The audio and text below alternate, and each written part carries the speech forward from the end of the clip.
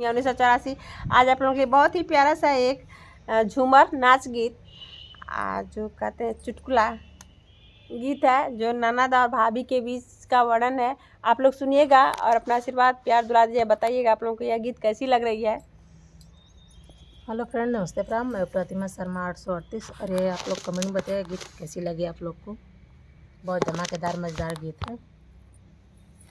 बादल के रंगाया समानी ननद तुहार कैसन जवानी बादल के रंगाया समानी ननद तुहार कैसन जवानी कैसन जवानी नंदो कैसन जवानी कैसन जवानी नंदो कैसन जवानी बादल के रंगाया समानी ननद तुहार कैसन जवानी बादल के रंगाया समानी ननद तुहार कैसन जवानी धीरे धीरे गईलू हलवैया तू कनिया धीरे धीरे गईलू हलवैया तू कनिया ले आइलू बर्फी निशानी ननद तुहर कैसन जवानी हो ले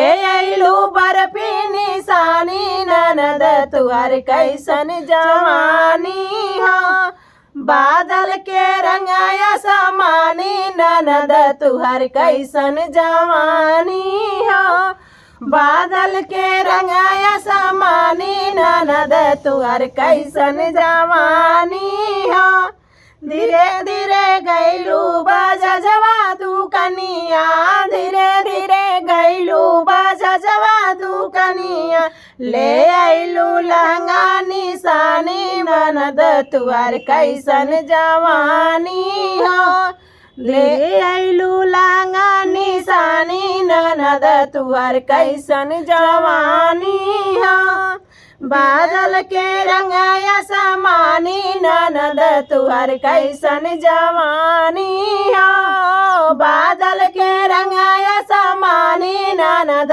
तुहर कैसन जवानी हो धीरे धीरे गईलू बीरनवा की सजिया धीरे धीरे गईलू बीरनवा के सजिया ले आइलू लालन निशानी बनम तुहर कैसन जवानी हो ले आइलू लालन निशानी ननद तुहर कैसन जवानी हो ले आइलू लालन निशानी बनम तुहर कैसन जवानी हो बादल के रंगाया समानी ननद तुहर कैसन जवानी हो बादल के रंगाया समानी ननद तुहर कैसन जवानी हो।